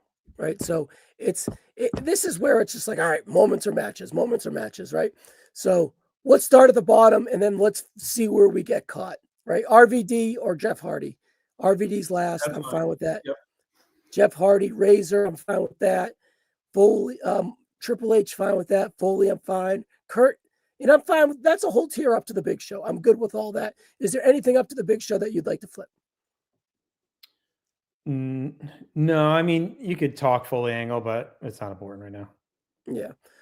Again, similar to the Stone Cold, we didn't even think of Foley, right? So the debut, the Kurt Angle debut should carry more weight for Foley than Foley, I think, right? Ziggler is the tip top of that bottom of the next tier. 2 Soul Survivors and a great performance in 14. Jericho right above it. McIntyre and Cena with Savage. I know Savage is probably going to stay there, but nothing should outtake the nostalgia, in my opinion, of Savage there. Yeah, and he doesn't have the bad that Cena has. Like, yeah, and then Cena, he's got so much Cena bad. probably means more than McIntyre, Ziggler. Yeah, that's fine. All right, Flair, Andre, and Seth Rollins. I know Seth Rollins probably has more depth for sure than both those guys. And nothing really bad. Not that Flair has anything bad, nor Andre. Andre just has 2 moments with the biggest moment of them all. But honestly, Seth debuted, so Seth is probably there at number 11. Yeah, that's fine. I mean, again, he doesn't have too much bad. It's just mid, but he does have the Shield debut, which is and nothing. It's above mid. We just don't like him. You know, it is what it is. He is what it is. All right, so this is our top 10. Our 25 through 11 is in cement. Our top 10 of right now, before we massage it, to use that word again, Justin: Undertaker, Punk, Hogan, Brock, Orton, Austin, Rock, Roman, HBK, Bret Hart. All right. So my gut says Punk. My gut says Brock moved below Hogan and Punk. I'm fine with that, but I think we're gonna, as we get to the tip top, we're gonna start. I think Punk's moments are bigger than Brock's, and he's got the matches too. We're not gonna compare, but we're gonna compare more of the moments more than the matches. So I'm fine with that as well. Now, so if you want to talk Hogan, Punk, if we care more about the moments, Punk has the moments. Well, and Hogan's interesting, right? Because it's a different era because it's more reliant on the tag matches. Right. Survivor Series doesn't mean but it's the comfort food, man. It's Chad Campbell whipping up the matches. I should say what I was trying to say is the show doesn't mean as much in that era. They weren't doing title changes, they weren't doing title matches, they weren't doing returns and surprises. It was a filler show. But he is so over in the most important person on all those. Like 87, insane. 88. I know, but if you want to talk overness, you're never going to get the pop that Punk had in 23. Survivor Series 89, Hogan's entrance, I'll put over. Like just watch that. I mean, 87 as well. I mean, he is godlike over. Like, and it's not just with snarky insiders like Punk gets over with. So I would say And Punk has also got some down stuff in there Hogan doesn't have. I'd leave Hogan there. What down stuff? 91's down stuff, if you want to talk about that. That's one of the biggest. That's the first big title change in Survivor Series history. That's a big moment. The match is booty cheeks. It's a big moment. And what bad stuff does Punk have? 13. Oh, was it 08? There's a couple throwaways he has in there. I don't know if anyone wants to weigh in on Hogan Punk. I would have Hogan there. But if you want to move, I'm okay moving Orton below both of them. Is where I was going next. See, he's like a soul survivor 6 times. I know. But again, some of those come in those down years where like there's a bunch of throwaway matches. If you look at some of the guys on those fucking teams, they're in the middle of the card. Hogan stuff is top of the card. Punk stuff is later, top of the card. Like surviving a bunch of mid-card Survivor matches to me is like, okay. 05 is the main event. 03 is pretty fucking big. I don't know. I'm just saying, Hogan's a sole survivor, 87, 80. Well, he doesn't win 87, but he basically does. 88, 89, 90. So, I mean, he's got like 3 or 4 as well. Orton to me feels like the king of the compilers. And that ends with like the Taker, Rollins, Flair, not Flair as much, but like Savage, Cena, Drew, like, but he's better than them, so he gets a bump up over them. But like I just don't think he's as big as Hogan, as Punk, Austin, Rock. Like I just don't think he's in that stratosphere. He's like he's the best of the Survivor Series. See, no, he is not in the Kane and the Big Show. No, he's way better than them. But I'm saying he's the best of that. Like he's the best of the Survivor Series stats guys. Like Soul survived a bunch. He like had a bunch of Survivor Series matches. Like, but to me, he doesn't have like. He's really good in 03. He's really good in 04. He doesn't have those top moments that you think of. Like you think of Survivor Series moments, you're maybe thinking is 03, but you're not thinking much else. Well, you think I was really good with Wyatt too. Yeah, but you're like, look at the guys above him. like you're like Punk, his return, Hogan, godlike in those early ones, Austin, Deadly Games in 96, Rock, Deadly Games in 11, Reigns, Bloodline, and Shield debut, and then the 2 Montreal guys. Like, I don't think he belongs in that tier. Like, to me, he's above Brock, right below Punk and Hogan. To me, Punk and up is like the elites of Survivor Series. All right, Chad, what do you got? Well, Chad, if Chad weighs in, I think he's not going to be favorable to Orton, but Chad will put me in my place if I am. I think Orton's like he's comparable to me to Taker because like you think of him as Mr. Survivor Series, but Orton's got more stuff. Here's the thing, but he doesn't have the bad that Taker has. Is he the Undertaker? Because we're going to probably do this for Royal Rumble, and then we're probably going to do this for WrestleMania. Is Randy Orton what the Undertaker is to WrestleMania? Just because it's the push. They gave him the push. But we didn't make Taker number. What did he finish on the? Where would he finish? We haven't done the WrestleMania one yet. I know, but to me, he's not going to be. No, he's going to be number 3, number 4, number 5. His matches at Mania are also better than Orton's Survivor Series match. Just like it's a tough comparison. Well, it's a different match. Then Hogan's matches aren't any good either, right? We also washed over a lot of Orton's stuff. Yeah, but is Orton better in the matches than Hogan? But we don't remember it because you're like, oh yeah, 09. Maybe we don't remember it. Well, the Survivor match is just like, oh yeah, 07 with Oki. That was an okay match. When we started doing this, when we said let's do this, Orton popped in your head. Yeah, and then you think about it critically. Chad said he'd have Orton below Hogan and Punk. He's got a lot of volume, but not a lot sticks after 07. That's what I'm trying to say. Like, but why? No, what do you mean? 16 and 23 return are pretty fucking jump. I wouldn't even remember though. I like. Why does he have to be punished because he's had a 20-year career? If Hogan had knees, he could have a 20-year career. He doesn't though. He's elite because you're looking at the best of the best. He's got a small sample and everything hits. Orton has stuff that you don't even think of. Like, all right, I'm gonna say you were like, oh, and I even said it too. Like, oh yeah, I think that Team Kofi match was good. But if you went back and watched it, who the fuck knows? 3 1/4. Like we're sitting here saying they're good, but we don't know. Like, I don't know if those are good. Things that stick out to me are I'd put up 03, 04, 05, 16, and 23. And the Michaels match was 07. That's 6 things that I'd put up. Rossi's with me. Orton below Hogan and Punk. I just don't think 04 is not a big moment. I'm sorry. It's okay. I don't think he's above Punk, but I think he's above Hogan. 04 is not a big moment to me. Like, it's okay. I wouldn't put that above But it's Hogan. the culmination of the three things. It's the streak. If we want to look at these big streaks. No, I get it. But look at Hogan's middle match. Like, I don't know, like 90, it feels like that, I guess. Or 89, whatever. So you would have Punk over Hogan? Because I'm the bigger man, good guy. I'll give in, and the chat gave in. Would you have Punk? You would have Punk over Hogan or no? This is what I would do. Oh.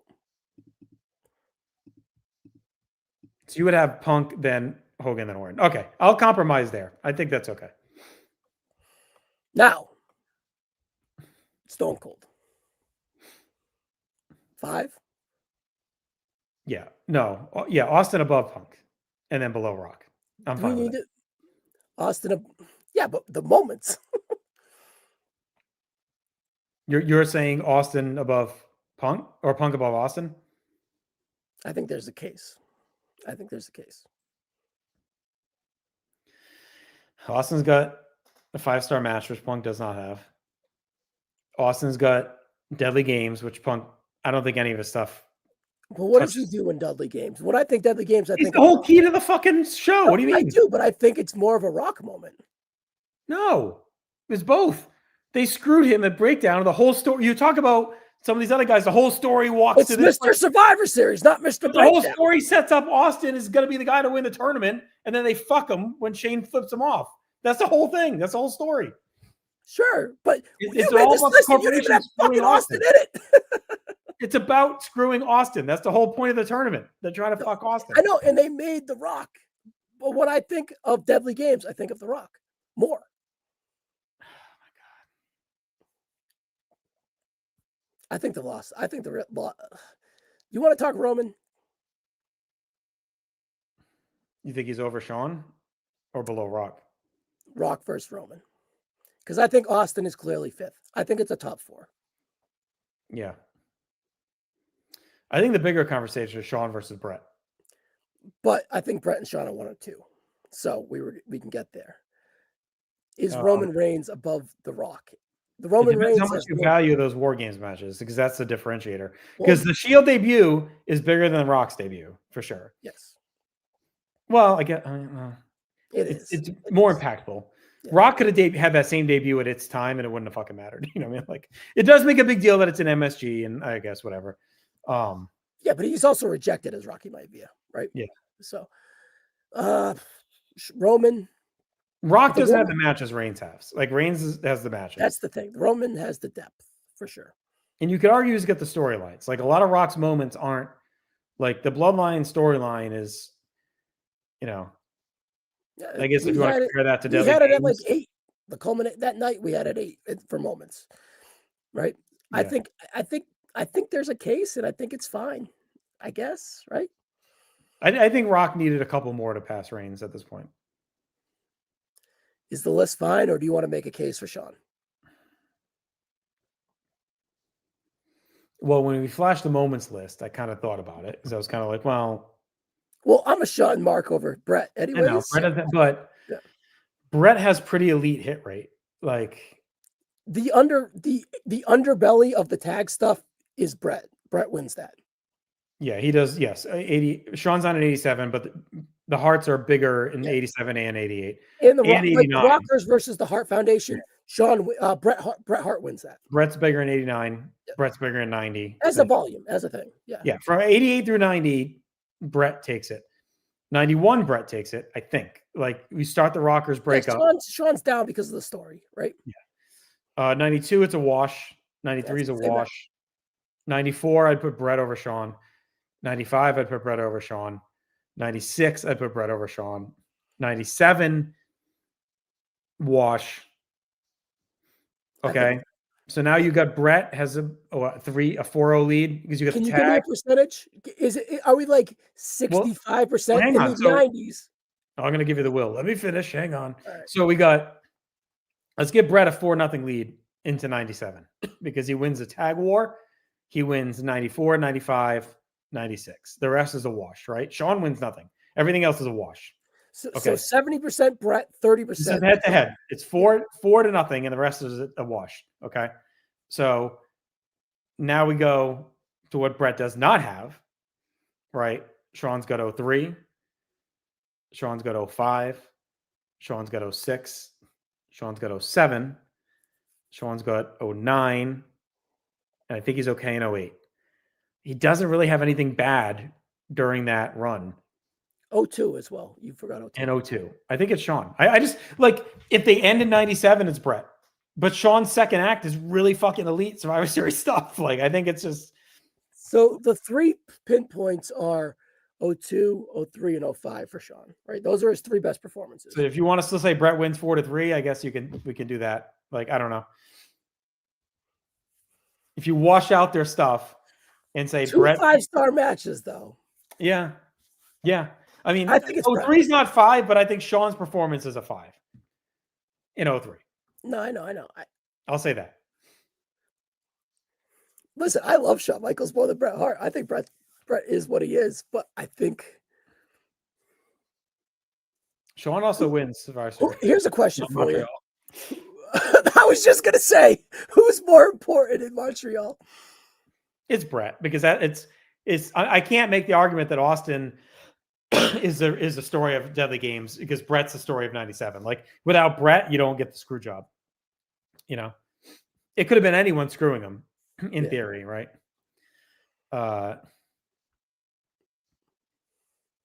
Riddle, right. I mean, Brett has better, Michaels has better performance, but we're going to say it out loud. Ready? We're going to say 1, 2, 3, and we're going to say our answer. Ready? Brett versus Sean. 1, 2, 3. Brett. You didn't say it. Brett. I'll say Brett. It's Brett. He doesn't have the, but Sean doesn't have much down either. But Brett really wins those early years, I think, convincingly. Like, I don't think it's even close. And like 95 and well, Chad's not as big a fan of as a 95 match. I don't have it 5, Justin, but I gave it to you. I think I was like 4 3/4 when we did Warzone. Like, yeah, whatever it is. I think I might have went 5.